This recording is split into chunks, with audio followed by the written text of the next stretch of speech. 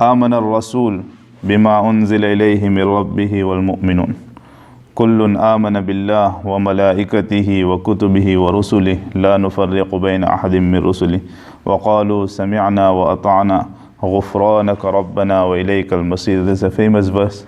We all hear it at the time of janazah as well. We recite it. آمن الرسول بما أنزل إليه من ربه والمؤمنون. That the prophets have brought iman, and the bima unzila ilayh, upon what was revealed to him, and even the believers have brought iman, meaning upon the Quran. Kullun amana billah. What iman? What are our beliefs? Number one, we believe in Allah. Wa malaikati, and in the angels. All the angels from Jibreel alayhi salam till however many angels. It's not necessary that we know the detail of every angel. We believe that Allah subhanahu wa ta'ala has created angels. Wa kutubi, and all his books. It's not necessary that we know the names of all the books. Just that we believe that whatever came from Allah, we believe in it.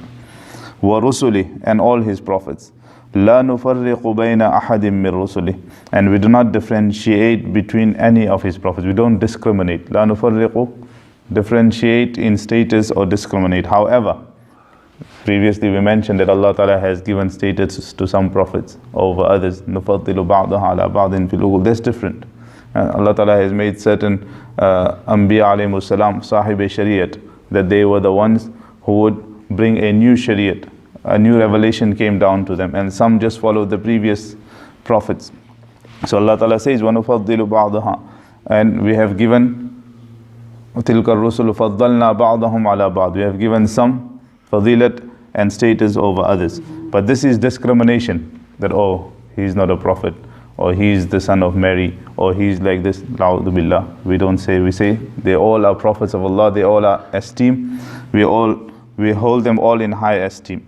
وَقَالُوا سَمِعْنَا وَأَطَعْنَا, and they said, we certainly heard and we believe. سَمِعْنَا وَأَطَعْنَا, they meaning either the prophets or Sahaba radiallahu anhum. غُفْرَانَكَ رَبَّنَا وَإِلَيْكَ الْمَصِيرِ, that Allah Ta'ala, غُفْرَانَكَ رَبَّنَا وَإِلَيْكَ الْمَصِيرِ, that oh Allah, forgive us, وَإِلَيْكَ الْمَصِيرِ, and to you we have to return. Now this verse, when it was revealed, وَإِن تُبْدُوا مَا فِي أَنفُسِكُمْ, that if you speak something or a thought passes by, Allah Ta'ala will take you to account. Sahaba got worried. Sahaba said, oh Prophet of Allah, some of the thoughts that come to our mind, we don't even wish to bring it on our tongues. That's how evil it is. Will we be taken to account for that as well? So this verse was revealed. Rasulullah said that you have to believe in what Allah has sent down. You have to believe in what Allah has sent down. So upon that the Sahaba said, Sami'na wa ata'na, that we listen and we obey. Whatever Allah has said, now we leave it in the hands of Allah. Although it's not in our control. Certain thoughts are not in our control. They come from shaitan. So, and on the other side, the Banu Israel said, Sami'na wa asayna. They were given proofs after proofs, and they told Musa alayhi salam, we heard, but we disobey you. We don't believe in what you're saying. We don't want to understand what you are saying. The Sahaba said, Sami'na wa ata'na, that we heard and we obey. We accept Allah's decree. Now we're not going to question anymore. We had our question. The Prophet ﷺ said, look, it's a revelation from Allah. You have to believe. So after that, Allah Ta'ala revealed, La yukallifullahu nafsan illa usaha, that Allah Ta'ala will not take you to task for that which is not in your control. Something happened by mistake. It wasn't in your control. A thought passed your mind. It wasn't in your control. Allah Ta'ala will not take you to account for that. Laha ma kasabat wa alayha maktasabat. Nafs, for whatever it has done, whatever action it has done, either it will benefit it or it will harm it. So when thoughts come to a person's mind, then you have two options. One is you shun the thought away, you say, A'udhu billahi minash shaitanir rajim, or you ignore it. So many times shaitan will put evil thoughts, either about our beliefs, either about Prophet, either about Quran, or either about things of the worldly affairs. So we need to shun it. A'udhu billahi minash shaitanir rajim. And next is to entertain that thought.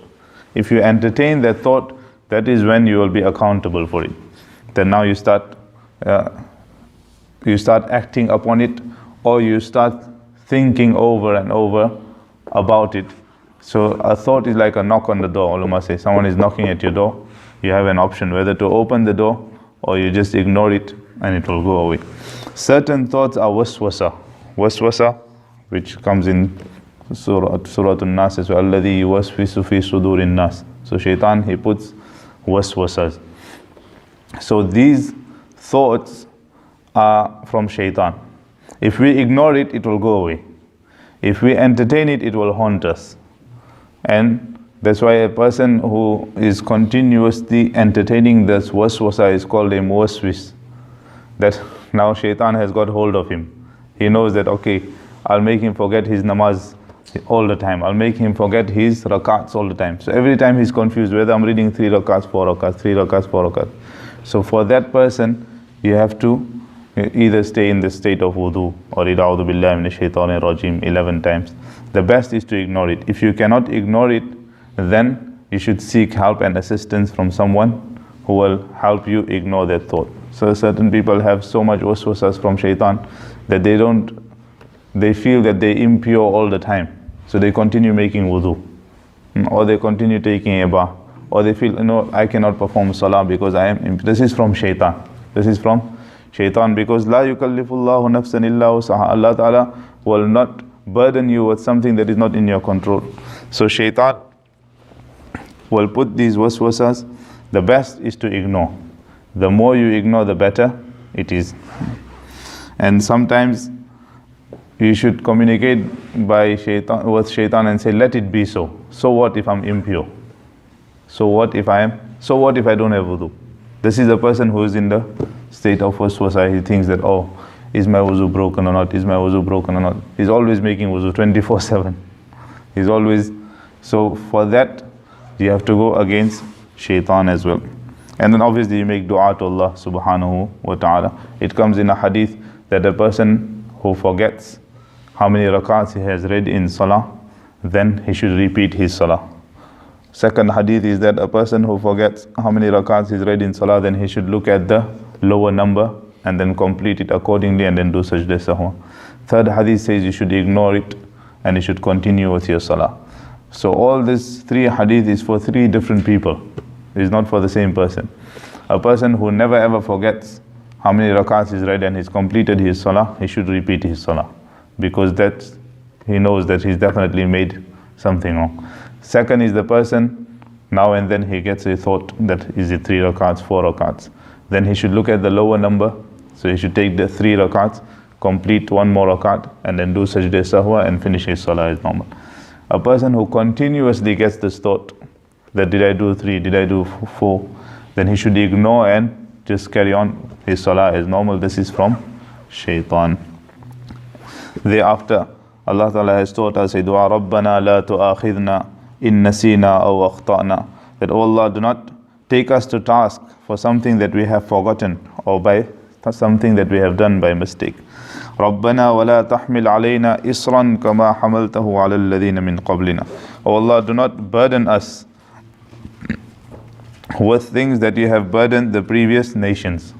Banu Israel, certain injunctions were very tough upon them. For them to make tawbah, they had to kill themselves.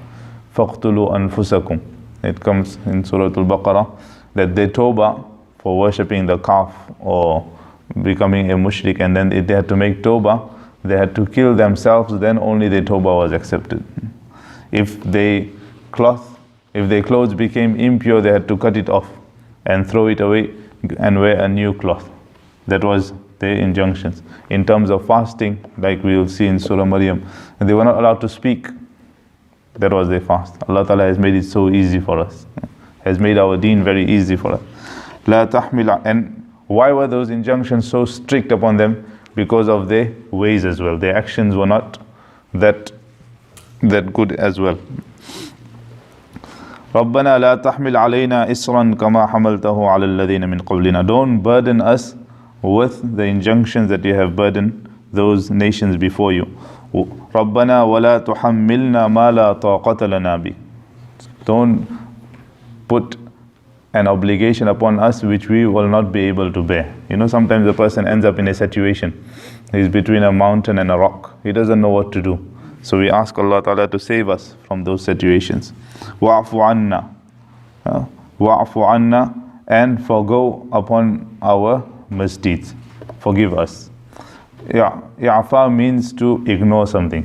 You know, when you go to the airport and they look at your passport, they don't even know whether it's you or not, to be like, go. Sometimes you give someone else's passport and the policeman says, you know what, just go. This is i'afa.